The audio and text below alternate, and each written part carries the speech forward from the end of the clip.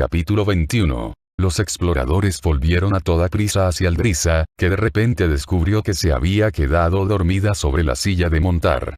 Afortunadamente, ni Denea ni ninguno de los otros oficiales, más pendientes de las expresiones asustadas de los centinelas que regresaban, se habían dado cuenta. Aldrisa los contó rápidamente y notó que faltaban 2. Pero, aunque los exploradores cabalgaban deprisa, no se movían como si la horda les pisara los talones. Desgraciadamente, las noticias que traían bien podrían haber sido esas. Ala de Plata había caído. Solo tenían retazos de información. No fue hasta unos momentos después que llegaron los que podían dar muchos más detalles sobre el desastre. Los antiguamente orgullosos centinelas de Ala de Plata habían quedado reducidos a quizá una cuarta parte de su número, y muchos de aquellos estaban heridos. Entre los supervivientes estaba la comandante Sura, que relató la aterradora historia de la caída del puesto avanzado. Aldrisa escuchó sombríamente las noticias mientras pensaba que el fin del mundo tal como ella lo conocía había llegado al fin. Ni siquiera el cataclismo la había afectado de la misma manera. Ala de Plata ya no existía. La horda estaba barriendo Valle Fresno con Garrosh Grito Infernal en persona liderándola. Deberíamos ir allí y enfrentarnos a ellos ahora. Explotó Denea. No esperarán que estemos ya tan cerca. Los tomaremos por sorpresa. Algunos de los centinelas más jóvenes declararon su apoyo. Aldrisa vio que Sura, que no era ninguna cobarde, no se encontraba entre ellos. Ni tampoco la exploradora que estaba junto a ella. Y la comandante hubiese esperado que fuese de las primeras en exigir que regresaran y lucharan. No, anunció Aldrisa con tranquilidad. No lo haremos. Denea se quedó boquiabierta. Pero el único propósito de nuestra marcha era encontrarnos con Ala de Plata para asegurar una línea de defensa contra la horda. Había algo más, pero la cuestión es que Ala de Plata ya no existe. Eso lo cambia todo. No podemos organizar una buena línea de defensa en esta zona, y atacar a la horda ahora mismo sería seguirles el juego. Ya has oído su informe y sabes lo que nosotros hemos experimentado. La horda tiene estrategias nuevas y, si Garrosh Grito Infernal está al frente, tendrán más cosas con las que atacarnos de las que hemos visto hasta ahora. ¿No estarás sugiriendo que nos volvamos? Las palabras de Denea rayaban en la insubordinación, pero dadas las circunstancias Aldrisa la disculpó. Solo hasta el oeste del río. Lo cruzaremos y tomaremos posiciones no lejos de allí. Que ellos traten de cruzar. Los derrotaremos mejor mientras lo intentan. Estaba claro que Denea y algunos de los otros todavía estaban más interesados en supuestamente sorprender a la horda avanzando y atacándolos, pero obedecieron las órdenes. Sura y Yeyana organizaron a los supervivientes. A los que estaban demasiado débiles les dieron monturas. Se dieron la vuelta y comenzaron a marchar. Aldrisa le dijo a Denea que formase un escuadrón que protegiese la retaguardia de la columna. Aunque decía lo que pensaba, la lugarteniente de Aldrisa se aseguraría de cumplir las órdenes y mantener a todos a salvo de posibles exploradores de la horda que quisieran matar a los retrasados. Llevaban buen ritmo en parte porque, al volver por el camino por el que habían llegado, lo conocían bien. Recordando las incursiones orcas en territorio de la Alianza, la comandante envió exploradores adelantados por si acaso hasta el río no encontraron ninguna amenaza y cruzaron con facilidad. Aldrisa escogió un lugar que les proporcionaría una zona abierta delante de ellos de modo que cualquier ataque hacia su posición se convirtiese en objetivo fácil. Entonces dividió a sus guerreros por la zona. Llegó la noche y volvió a amanecer. Tras haber luchado contra la horda a cualquier hora del día durante el curso de su carrera, Aldrisa se había acostumbrado a la luz a pesar de ser de una raza nocturna. Envió mensajeros a los puestos avanzados más cercanos y recibió respuesta de ambos. El contacto le permitía a la Alianza constituir una línea de defensa mejor a lo largo de la orilla oeste del río. Durante todo ese tiempo no hubo señales de actividad de la horda y, aunque Denea le insistió a Aldrisa para que le permitiese enviar un grupo de reconocimiento hacia la localización enemiga, la comandante se negó a hacerlo. Pero todos se preguntaban por qué la horda no había rematado su victoria en Ala de Plata, avanzando y enfrentándose directamente a los centinelas. Sura no podía proporcionar detalles del ataque que arrojaran más luz y ninguna de las sugerencias de los oficiales satisfacía a Aldrisa. Garrosh Grito Infernal estaba esperando algo, probablemente alguna oportunidad, y los defensores no sabrían qué era hasta que finalmente hiciese su jugada. Pasó un día y luego otro. Aldrisa acabó por ceder a la constante petición de su lugarteniente y le permitió llevar a un grupo a explorar cautelosamente las líneas de la horda. Denea no regresó hasta la noche. Para alivio de Aldrisa, su grupo permanecía completo. Sin embargo, la expresión de la joven centinela no le sentó bien a la comandante. «Están reunidos como si estuviesen preparados para ponerse en marcha», dijo Denea. Nunca había visto un ejército así. Legiones de impacientes guerreros orcos, algunos a pie, otros cabalgando grandes lobos, filas tras filas de tauren armados con hachas o lanzas cantándole a sus espíritus guía, machacadores goblin en números nunca vistos, trolls aulladores que adornan sus armaduras con cráneos y muchos más. Tomó aliento y finalmente contó la causa de su confusión. Pero, aunque muchos de los guerreros están sedientos de sangre, sus comandantes los están reteniendo. ¿Calculaste su número? Han reunido un poderoso ejército, respondió la otra con desgana. Lo bastante como para aplastamos. ¿Y están esperando? ¿Viste algo más? Vi a los goblins trabajar en sus infernales máquinas, incluyendo algunos vagones que parecían ser la fuente de esa niebla maloliente. Aparte de eso, nada fuera de lo ordinario. Aldrisa recordó otra parte del informe de Zura. Catapultas. Unas cuantas. De la misma clase que hemos visto antes. No son unos cacharros muy precisos. Esa despectiva descripción no le sentó bien a la veterana comandante, que recordaba bien las palabras de Zura sobre la casi perfección con que las rocas habían caído sobre Ala de Plata.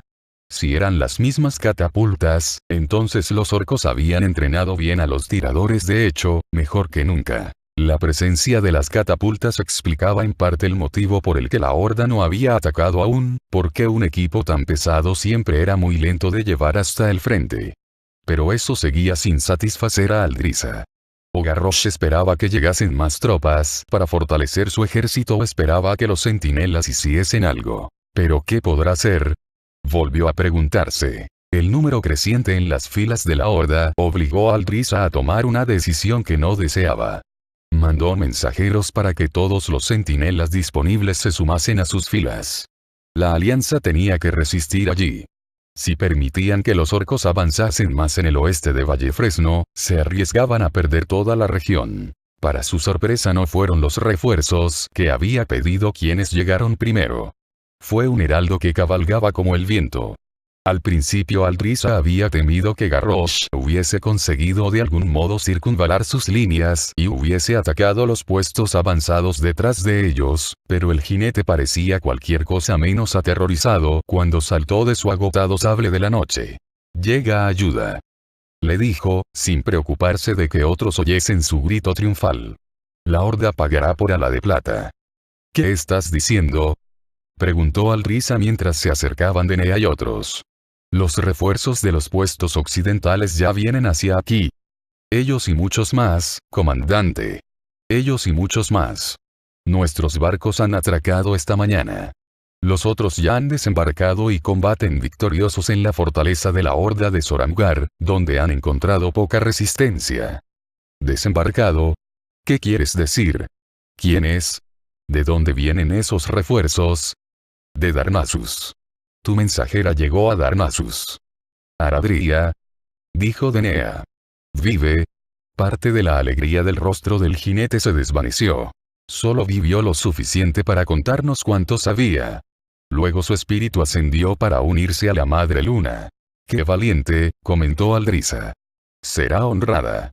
Me aseguraré de que 10 orcos paguen por su vida», gruñó Denea. La comandante no tenía tiempo para bravatas. La batalla conseguía reducir los deseos de un guerrero a la mera supervivencia. Le preguntó al jinete.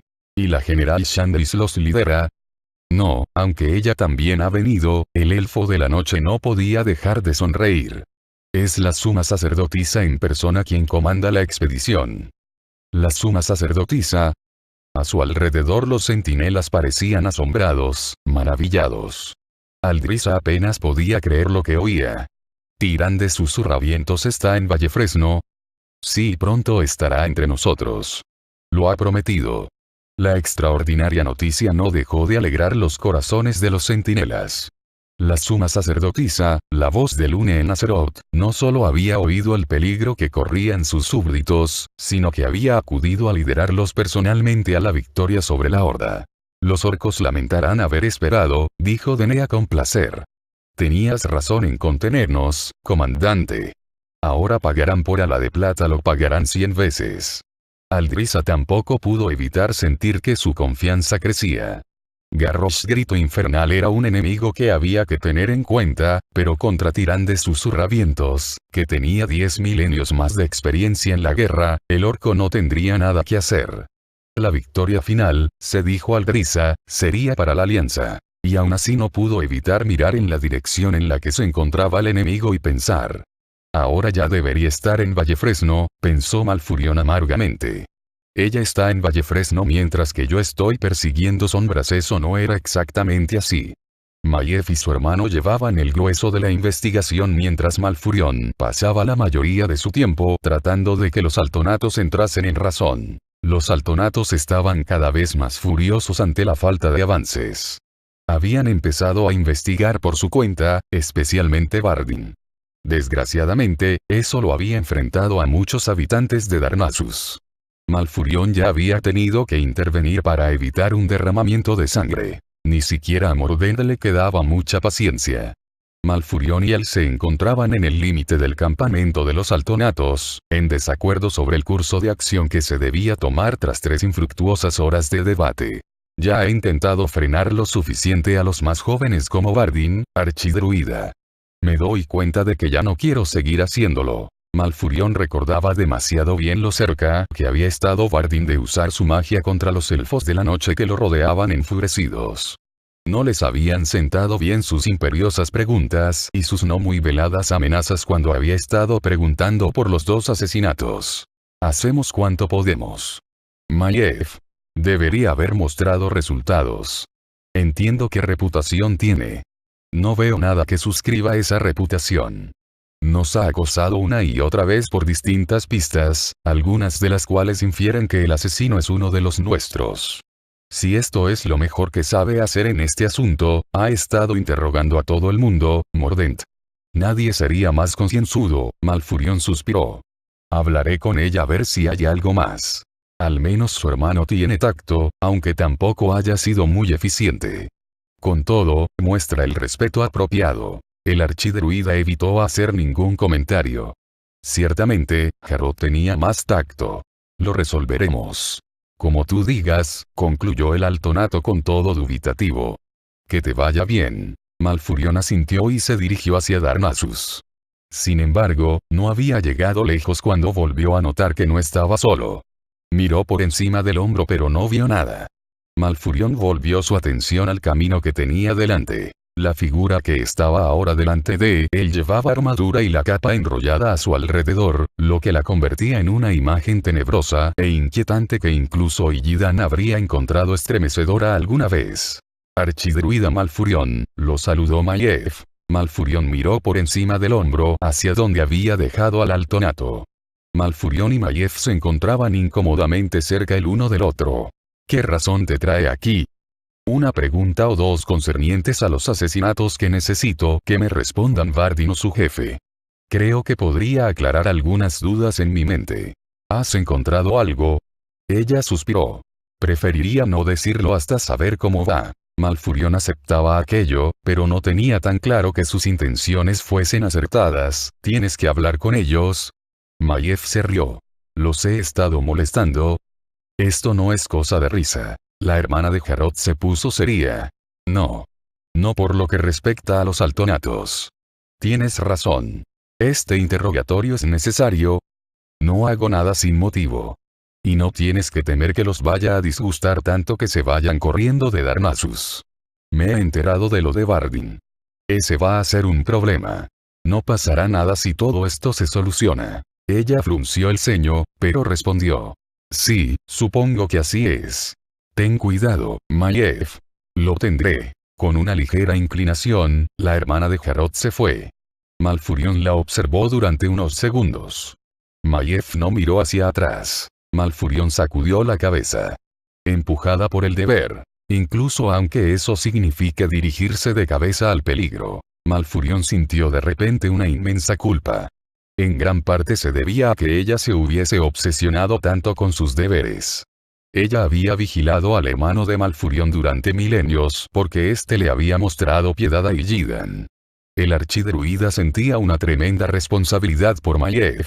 No quería verla sufrir más de lo que ya había sufrido en su vida. Y, si se dedicaba a pinchar demasiado a los altonatos mientras los interrogaba, había muchas probabilidades de que sufriese mucho. Solo de nuevo, Malfurion agradeció la tranquilidad del bosque.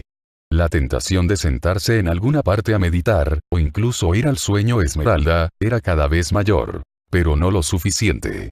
El cataclismo había creado muchos problemas que requerían el trabajo de los druidas y se necesitaba a Malfurion para que ayudase en esos trabajos.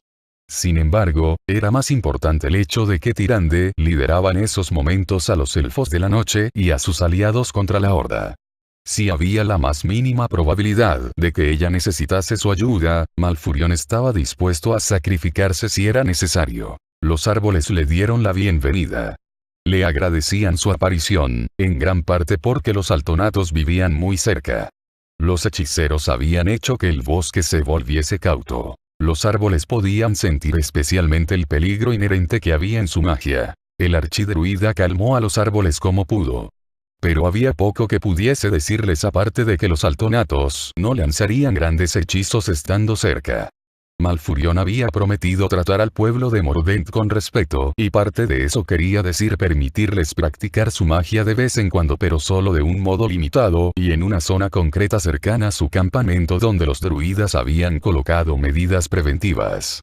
El archimago controlaba la mayoría de su pueblo, pero como bien sabía Malfurion algunos de los más ambiciosos, como Bardin, tenían que ser más vigilados. Incluso ahí Malfurion podía notar los restos de algún hechizo arcano. Una vez que se resolviesen los asesinatos, el archidruida tendría que tener unas palabras con Mordent acerca de dónde estaban los límites. Malfurion siguió caminando mientras estaba en comunión con los árboles y otra vida del bosque. Tenía que volver al templo para encargarse de algunos de los aspectos más mundanos del liderazgo. Había gente pidiendo audiencia, tenía que confirmar requerimientos, cosas que un druida ordinario nunca tendría que hacer. Lo hizo sentir aún más culpable los milenios que Tyrande había trabajado diligentemente para conseguir lo mejor para su pueblo mientras él había estado fuera. Se acercó a alguien más. Frunciendo el ceño, Malfurion vio a dos sombríos centinelas. «Salve, archidruida Malfurion», dijo el de más rango de los dos. «¿Qué ocurre?» «Traemos noticia de otro asesinato». La noticia dejó aturdido a Malfurion un momento. Se quedó quieto esperando a que le dijeran que se equivocaban, pero dándose cuenta rápidamente de que era algo que había estado temiéndose. «¿Dónde?» «En los bosques más al norte de aquí». La llamada Neva nos dio la noticia y luego se fue a buscar a Maiev. Maiev. Tenía sentido que la informase, pero el archidruida dudaba si ir tras ella. Les había prometido a los altonatos que esos terribles crímenes se resolverían. Otra muerte solo conseguiría que el ambiente se caldease incluso más allá de su control. Neva se lo dirá a Maiev. Yo necesito estudiar el lugar del crimen lo antes posible. Satisfecho con el asunto de tener informada a la hermana de Harrold, Malfurion le indicó a la pareja que lo guiase. Los centinelas se giraron. Al principio y por respeto al archidruida, mantuvieron un paso más lento e irregular. Solo cuando Malfurion se les adelantó un paso o dos intencionadamente, parecieron darse cuenta de que él prefería la rapidez antes que el protocolo. Aunque tenía una vaga idea de hacia dónde se dirigían, se alegraba de que sus guías conocieran la localización exacta. Malfurion había asumido que o bien habían atraído hacia allá al altonato o que, como el que había encontrado Harrold, habían movido a la víctima después de matarla. No obstante, estaba impacientándose. Viendo una colina más que había que subir, preguntó al fin. ¿Cuánto queda? Según lo que nos han contado, debería ser justo después de esta colina, archidruida. Bien, volvió a acelerar el paso, adelantando a los centinelas. Los árboles que lo rodeaban de repente temblaron en señal de advertencia. El archidruida levantó la mirada hacia ellos, leyendo su miedo. Sin embargo, no temían por ellos sino por él. Levantó una mano. Al mismo tiempo, Malfurion gritó. ¡Atrás! ¡Hay una! Sintió como si unas llamas hubieran estallado a su alrededor, aunque no pudo ver nada. Detrás de él, Malfurion oyó gritar a los centinelas. Un espantoso sonido chisporroteante le llegó a los oídos y de repente sintió no solo como si su cuerpo estuviera envuelto en llamas, sino como si le estuvieran arrancando la piel a tiras. De algún modo Malfurion se las arregló para dar un paso adelante. El dolor aumentó, pero por algún motivo el druida sabía que su única esperanza era seguir avanzando. En un rincón de su cabeza notó que los árboles lo urgían a que lo hiciera. Los gritos de sus acompañantes se habían apagado. El archidruida no podía hacer nada por ellos. Primero tenía que salvarse él. Si había alguna posibilidad de ayudarlos entonces, lo intentaría. Si no, sin duda podían darse todos por muertos. Consiguió dar otro paso. El dolor menguó muy ligeramente. Entre sus esfuerzos Malfurion escuchó una voz airada. Tanto dolor sentía que, aunque hubiera sido de alguien a quien conociera, no podría haberla identificado. El archidruida solo sabía que quien hablaba se encontraba muy cerca. Entonces, por un breve momento, la voz se volvió muy clara y sonó aún más cerca. ¿Por qué no te mueres ya? Algo golpeó a Malfurion en la cabeza.